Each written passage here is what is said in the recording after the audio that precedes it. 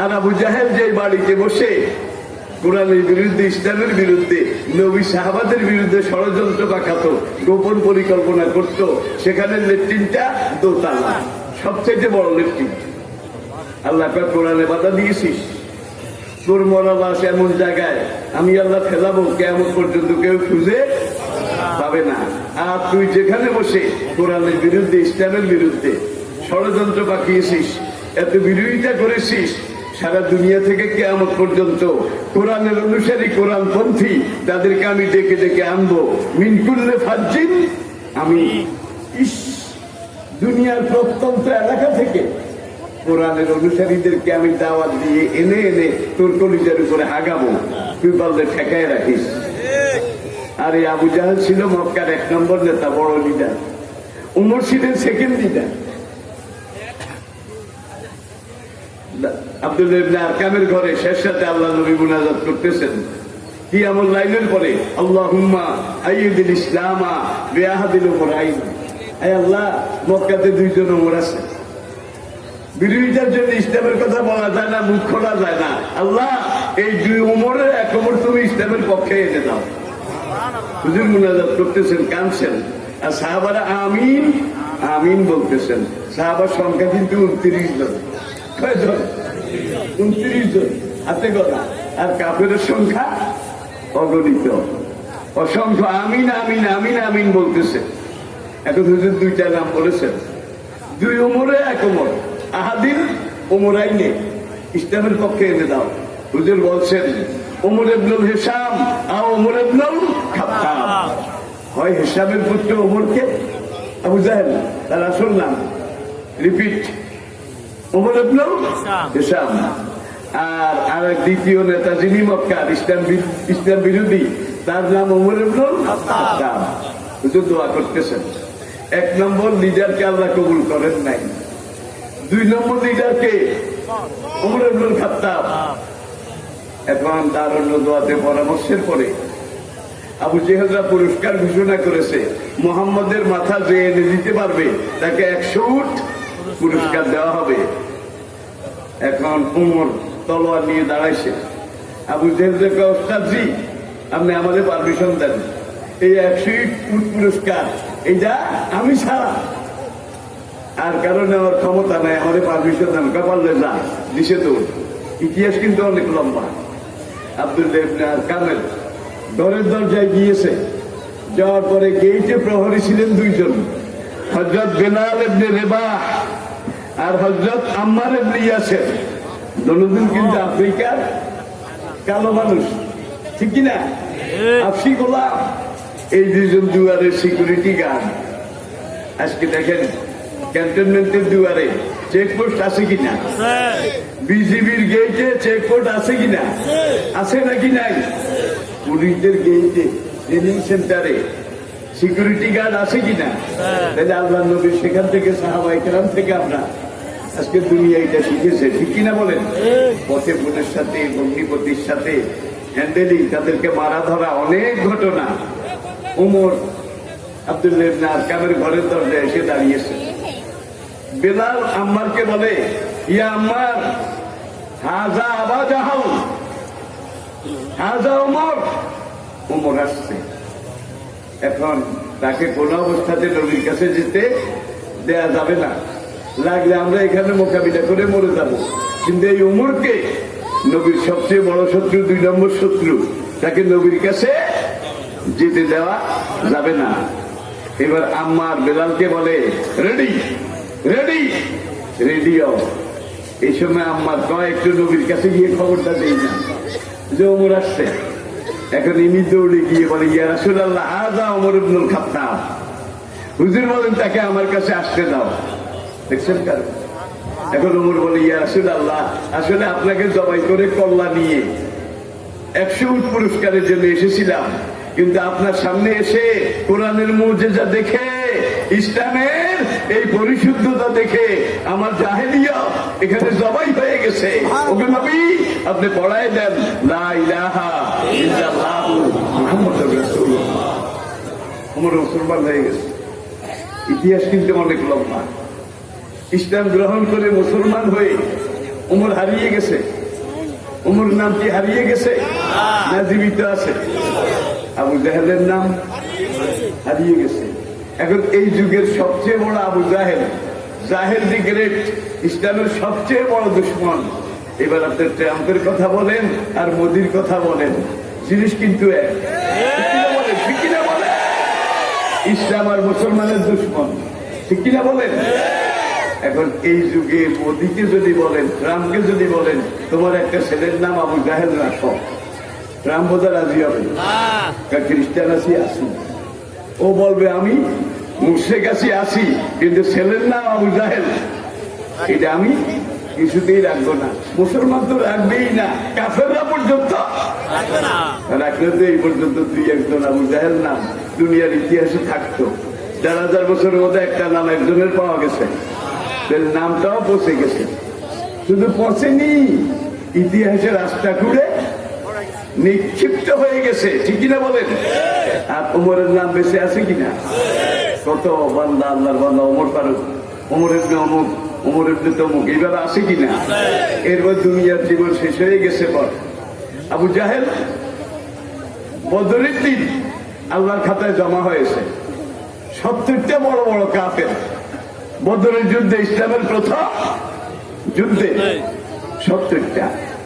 এর মধ্যে আল্লাহ নবী বেছে বেছে আরবাতা আশারা মিন সানাদিদে কুরাইশ, মাগাজির হাদিস বুখারী, আবু জাহেল, উতবা, ওলীদ, মুগীরা, রবিয়া, সায়বা, এইভাবে 24টা কাফেরের লাশ আল্লাহ নবী গনে গনে বদরের কুয়ায় ফেলে দিলেন। এই বদরের ময়দানে 2টা কুয়া আছে। ঢুকার সময় হাতের বাম দিকে একটা কুয়া, এটার নাম বীরে আরিশ, বীরে আরিশ। আবার সামনে গেলে ওই কোনায় আরেকটা কূপ ছিল, এটার নাম বীরে বদর, বদরের কুয়া। আর তখনকার আরবের কূপ খুব গভীর হতো। 24 জন কাফেরের লাশ আবু জেহেল সহ আল্লাহ নবী সেখানে ফেলে দিলেন। 80 দশকের মাঝামাঝি একবার আমি রাবেতা আলমী ইসলামিক রয়্যাল গেস্ট, সৌদি আরবের রাজকীয় মেহমান হিসাবে আমরা 2 জন আলেম, ভ্রাতৃপতি মাজলুম আমার দিনী ভাই আল্লামা দেওয়ার হোসেন সাইদি আর আমি, আর বড় বড় কয়েকজন প্রফেসর নুরুল ইসলাম, বিচারপতি মোস্তফা কামাল, ব্যারিস্টার তমিজুল হক, মানে সবগুলা বাংলাদেশের কিং সাইজ, রয়্যাল সাইজ, এরকম বড় বড় আলেমদের মধ্যে আমরা 2 জন হজের জন্যে আমরা রাবেতার মেহমান, সৌদি আরবের রয়্যাল গেস্ট এই হিসাবে গেলাম। আর সৌদি আরবের রাজকীয় মেহমান হওয়ার সুবাদে সেইবার আল্লাহ পাক আমাদেরকে কাবাগরের ভিতরে ঢুকার সুযোগও করে দিয়েছে। এটা কিন্তু সাধারণত মানুষ পায় না। তখন সেখানে সবকিছু যখন শেষ হয়ে গেল, সাইদ হিসাব বললেন যে আমি আজকে মক্কায় হারামে ফিরে যাব। আমার কিন্তু এখনো 8 দিন পুরা হয়নি, 2 দিন আমি লেটে এসেছি মক্কা থেকে।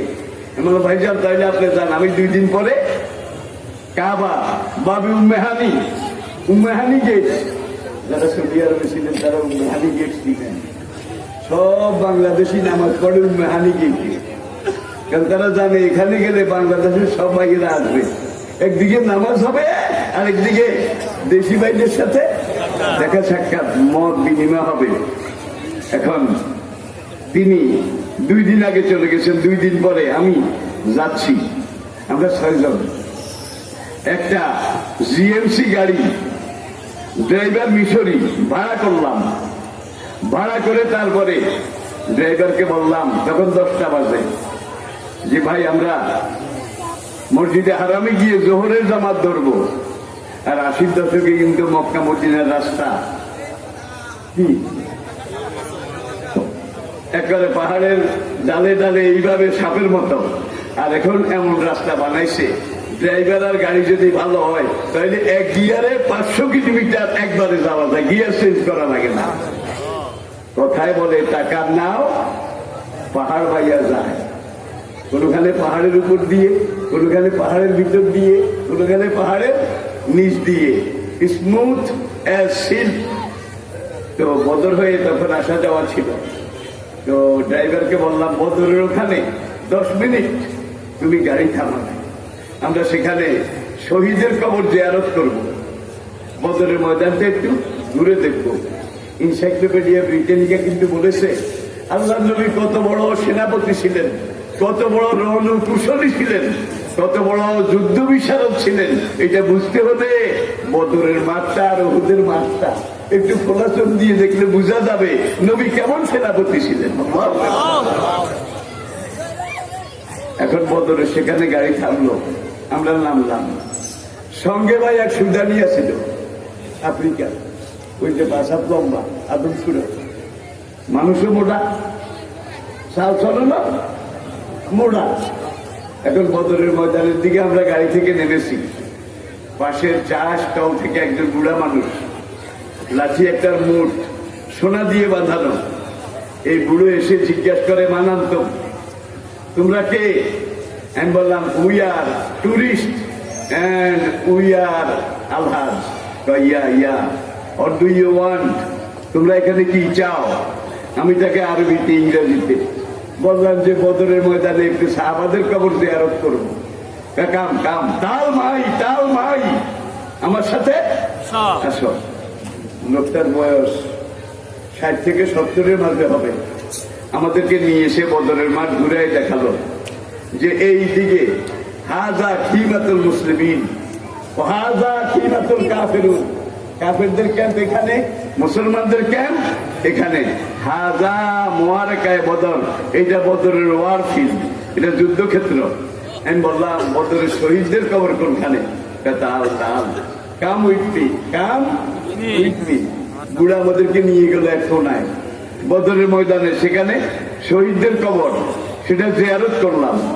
করিডোরে দোয়া করে কান্নাকাটি করে বের হয়ে আসবো, এমন সে আমার খেয়াল হলো ইয়া আখি ফিদ্দিন আইনা আবা জাহাল, আবু জাহাল কোথায়? Come with me. ওই যে একটু আগে বলছি বদরের কুড়ায়। তো বুড়া আমাদেরকে ময়দানের দক্ষিণ পূর্ব কোণে একটা জায়গায় নিয়ে গেল। এখানের বালি একটু ঢালু, নিচের দিকে দাবানো, 3টা খুরমা খেজুর গাছ আছে, একটু বড়। সে বলে এখানে আরেকটা খেজুর গাছ ছিল, বদরের কুয়ার 4 পাড়ে 4টা খেজুর গাছ ছিল। একটা খেজুর গাছ মরে গেছে, 3টা খেজুর গাছ এখন আছে। সে 3 খেজুর গাছের মাঝখানে গিয়ে পাও দিয়ে এইভাবে লাথি মারে আর বলে হাজা আবা জাহাল, এইটা আবু জাহেলের কবর, এটা আবু জাহেলের কবর। গিরিনায় শরীরটা রি করে উঠল। সেখান থেকে আমরা গিয়ে গাড়িতে উঠলাম। তো কালো মানুষটাও গাড়িতে উঠল। উঠার পরে সে আবার গাড়ির দুয়ার খুলে ওই 3 খেজুর গাছের দিকে দিশে দৌড়। আমি ড্রাইভারকে বললাম সদা করিব, ওকে দেখো। এখন সে আবার কেন গেল? ড্রাইভার গাড়ি থেকে বের হয়, ইয়া আখি তাল সলা করিব। সে দৌড় দেয় আর কয় উসমুর সোয়াই। অল্প একটু অপেক্ষা করো। এখন দেখি যে 3 খেজুর গাছের মাঝখানে যাইয়া সে প্যান্টের চেইন খোলে। অবস্থা খারাপ, বুঝতে পেরেছেন? এখন সে প্যান্টের চেইন খুলে বসেছে। বসাটাও বেশি দুইতেন না, সেগা। এখন বসে তুলতে 5-6 মিনিট হয়ে গেছে শুধু তুলতে বসে। একবার এই মোশনে, আবার এই মোশনে, বুঝা যায় খুব কষ্ট করতেছে না সারা। আমি ড্রাইভারকে বললাম দাঁড়াবো ভাই, তাকে ডাকো, আমাদেরকে তো হারাবে গিয়ে জোহরের জামাত ধরতে হবে। ড্রাইভার আবার কাছে গিয়ে ডাকে, সে উসমুর সোয়াই, অল্প একটু অপেক্ষা করো। আমি গাড়ি থেকে নামছি, নেমে ওই কুয়ার কাছে গিয়ে ড্রাইভারকে বললাম তুমি একা ধরো, আমি একা ধরে টান দিয়ে ওই কালারে খাড়া করাইছি। এখন যখন নিয়ে আসি, কালার মুখ আরো কালা হইয়া গেছে। সে প্যান্টের চেইনটাও লাগায় না, বল মাফি, কুল্লু খালাস। এতক্ষণ বসে কোথাইলাম যে আবু জাহেলের কলিজার উপরে 2 ফোঁটা পেশাব করি, কিন্তু ট্যাঙ্কি খালি। বল মাফি, ট্যাঙ্কি খালি। সুতরাং আমি এই নেট কাজটা করতে পারলাম না। কোমর কোথায়, শুষে কোথায়? নবীর পাশে, আবু বকর, উমর, ঠিক কিনা বলে? সেখানে প্রতিদিন লক্ষ লক্ষ বার কোরআন খতম হয়। সারা দুনিয়া থেকে মানুষ গিয়ে নবী আবু বকর উমরকে সালাম দেয়, ঠিক কিনা বলে? তাইলে ইসলাম গ্রহণ করার পরে ইসলামের পক্ষে কাজ করে উমর মরে গেছে না হারিয়ে গেছে? কিয়ামত পর্যন্ত বেঁচে আছে, টিকে আছে। আর উমর নাম, উমরের জজবা। মিশরে একটা সরকারি পদে ছিল ছেলে আবু সাহাব, আপনারা জানেন ইতিহাস, শুধু একটু মনে করাই নেই। মানুষ তো সে একদিন একটু শরাব মদ খেয়ে ফেলেছে মদিনাতে, এটা রিপোর্ট আসতো। আর উমর রাদিয়াল্লাহু তাআলা আনহু 12.5 লক্ষ বর্গ মাইল ইসলামী দুনিয়া আমিরুল মুমিনিন খলিফাতুল মুসলিমিন, ছেলে মদ খাইছে।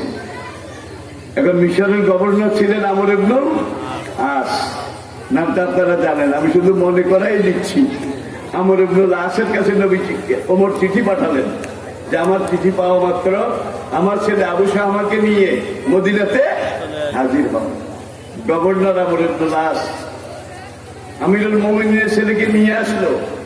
আমিরুল মুমিনিন জিজ্ঞেস করলেন, বেটা তুই কি মদ খেয়েছিস? ছেলে বলে, বালা ইয়া আবি ওয়াফা, শয়তানের প্ররোচনা আমি খেয়ে ফেলেছি। এখন মদ খাওয়ার শাস্তি হলে 80 দোররা। কোরআনে জুডিশিয়াল ল কত দোররা? আবার দেখেন অবিবাহিত তরুণ তরুণী, এই দুইজন জেনা করেছে। দেখেন কোরআন কত সাইন্টিফিক, কত বিজ্ঞান ভিত্তিক। অবিবাহিত জেনা করেছে। এখন কোরআন বলছে আর জানিয়াত জানি, জেনাকারিনী নারী যুবক আর জেনাকারিনী যুবতী, তরুণ আর তরুণী অবিবাহিত, এরা যখন জেনা করে তখন ফাজলিদু কুল্লা ওয়াহিদিন মিনহুমা মিয়াতা জালদা, তাদের এক একজনকে 100 দোররা করে মারা। এখন ওমর রাদিয়াল্লাহু তাআলা আনহু মিম্বার থেকে উঠে নিজের হাতে ছেলে 2 হাত 2 পা দড়ি দিয়ে বাঁধলেন। বাঁধার পরে জাল্লাদকে ডাকে, জাল্লাদ তুমি কোথায়? আমার দোররা নিয়ে আসো। উমরের দোররাকে কিন্তু ইরানের বাদশাও ডরাইতো, পারস্যের বাদশাও ডরাইতো, উমরের দোররারে ইবলিস শয়তানও ডরাইতো, ঠিক কিনা বলে? এই দোররা চামড়া তৈরি ছিল। এখন জাল্লাদকে ডেকে বলে যে তাকে 100 দোররা মারো, 80 দোররা মারো।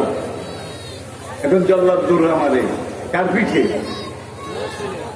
দেশের প্রধান নির্বাহী, দেশের প্রধান ক্ষমতাবান, অর্ধেক পৃথিবীর বাদশাহ ওমর, তার বড় ছেলে তাকে দোররা মারতে বলে।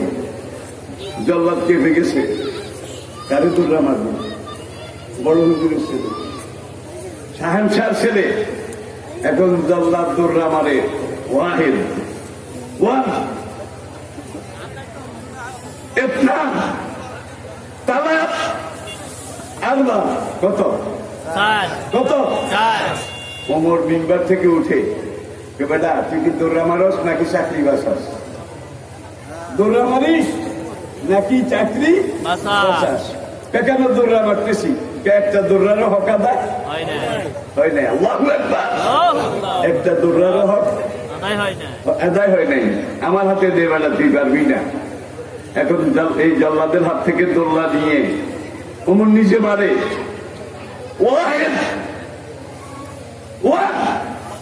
মিশরের গভর্নর আমর ইবনুল আস, তিনি বলেন, ইয়া আমিরুল মুমিনিন লা ওয়াহিদ বাল খামসা। আমিরুল মুমিনিন, এক নয়, এটা 5 হবে। কেমনে রে 5 হয়?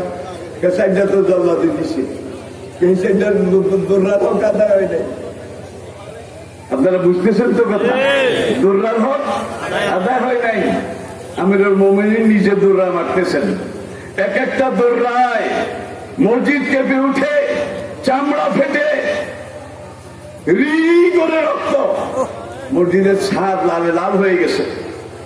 ছেলে সেখানে রওজাতুন মিন রিয়াজিল জান্নাহ, রওজার দক্ষিণ পাশে, যারা গেছেন দেখছেন। এখন ছেলের রক্তে মসজিদে নববী লাল হয়ে গেছে। ছেলে কত ক্ষমা চাইলো, পায়ে ধরলো, কিন্তু আমিরুল মুমিনিনের দিল একটুও কাঁদলো না, কাঁপলো না। তিনি 80 দৌড়া 40 দৌড়া যখন মারলেন, ছেলে সেখানে ছটফট করতে করতে মরে গেছে। তাহলে কোরআনে আল্লাহ বলছেন, কোরআনের আইন এটা প্রয়োগ করার ব্যাপারে তোমাদের মনে যেন কোন রকমের পক্ষপাতিত্ব, দয়া, দুর্বলতা এগুলো না আসে। দেখছেন কি এখন নিজে আবার বান্ধন করলেন, বাপ বেটা একটা সম্পর্ক আছে কিনা, মায়া মহব্বত আছে তো, বান্ধন খুলে টুলে সাহাবাদেরকে ডাকলে ওদের বাইর করো। এইবার বের করে জমজম যেখানে তার দক্ষিণ দিকে একটা ঢালু জায়গায় নিজে পানি আনাইয়া গোসল করাইলেন। গোসল করানোর পরে জান্নাতুল বাকি, গারকাদুল বাকি, সেখানে ছেলে লাশ নিয়ে গেলেন। আর খাট যারা বহন করেছে তার মধ্যে ওমর নিজেও একজন। দেখছেন কেন? এইবার সাহাবাই কেরাম যারা গেলেন জানাজা সেখানে হলো, ওমর নিজে ইমামতি করলেন। এইবার লাশ কবরে রাখবে, গারকাদুল বাকিতে রাখবে। ওমর বলেন, আইয়ুহাল ইখওয়াতিল ঈমান খুযু মাকানাকুম, হে আমার সাহাবাই কেরাম ভাইয়েরা, আপনারা কেউ আমি পুনরাদেশ না দেওয়া পর্যন্ত যাবেন না, নিজ নিজ জায়গায় খুযু মাকানাকুম, এখানে ওয়েট করুন, অপেক্ষা করুন। যাওয়ার সময় হলে আমিই বলবো। সাহাবারা অপেক্ষা করতেছেন। লাশ দাফন হয়ে গেছে, জানাজার ইমামতিও নিজে করলেন। দাফন হওয়ার পরে জল্লাদ তুমি কোথায় আসো? জল্লাদ দৌড়া নিয়ে আসলো। দৌড়াটা আমারে দে। জল্লাদ দৌড়া আগাই দিল। দেওয়ার পরে বলে, ইয়া আইয়ুহাল ইখওয়াতিদ দ্বীন, এ নবী সাহাবা আমার দ্বীনী ভাইয়েরা, আমি 6.5 বর্গ মাইলের এই ইসলামী দুনিয়ার বাদশাহ আমিরুল মুমিনিন, আমার ছেলে অন্যায় করেছে, অপরাধ করেছে, তাকে 40 দৌড়া মারার পরে সে মারা গেছে। আরো 40 দৌড়া পাওনা আছে। মোরা লাশের উপরে মেরে তো লাভ নেই।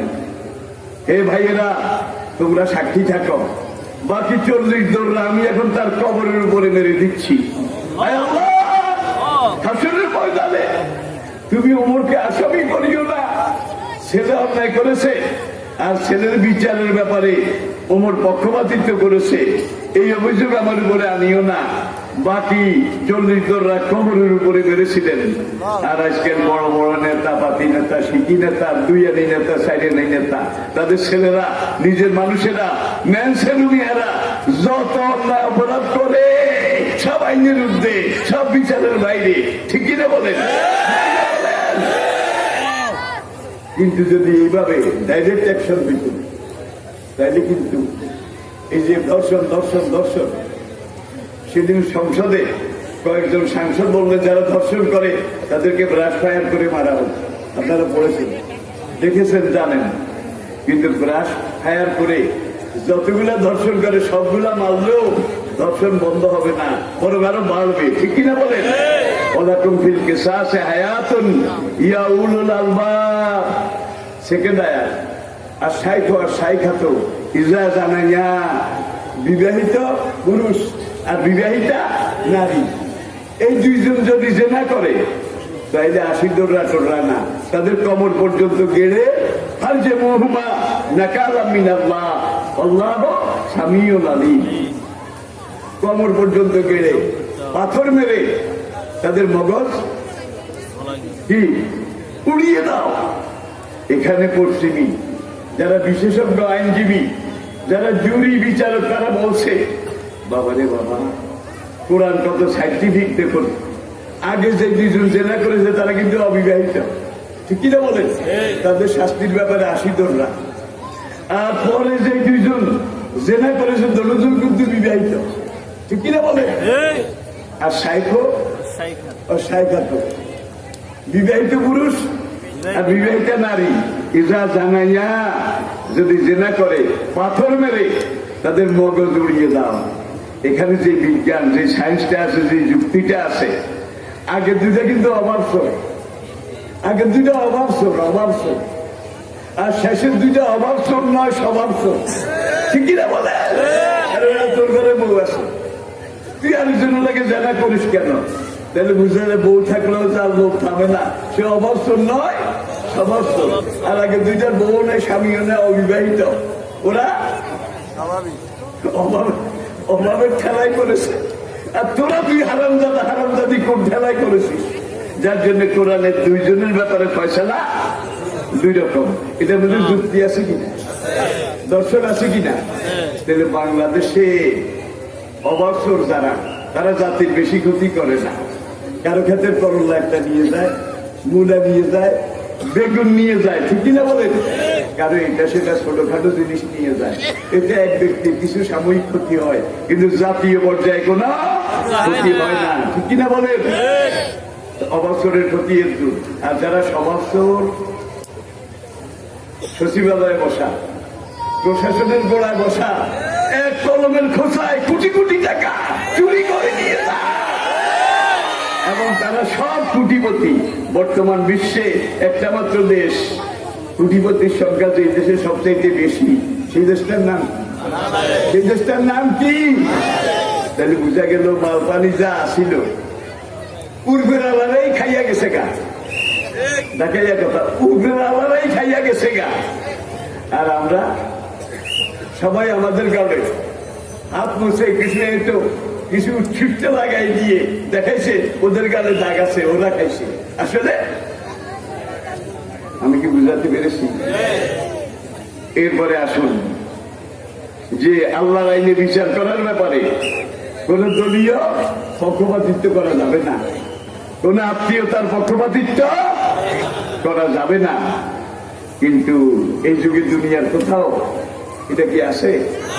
যার জন্য অবিচার, জুলুম, ঠিক কিনা বলেন? আপনাদের বোধহয় অসুবিধা হচ্ছে, বলে বলবেন। আজকে আমি একবারে বেশি অসুস্থ, শুধু এখানে এই প্রতিষ্ঠান আর ওই আব্দুল লতিফ ভাই আপনার ভাই তাদের অনুরোধ। এমন অসুস্থ, আমার বুক দুক করে, শরীর কাঁপে। তো আমি বেশিক্ষণ আপনাদেরকে বিরক্ত করব না। যেটুক কথা আমি বলছি কোরআন থেকে বলছি, ঠিক কিনা বলেন? তাহলে আমরা এই সিদ্ধান্তে এসে গেলাম যে এই কোরআন এমন কোরআন গোজোয়াহীন কি হয়ে গেছে নাকি হবে? শুরু হয়েছে, গোজোয়াহীন শুরু হয়ে গেছে, ঠিক কিনা বলেন?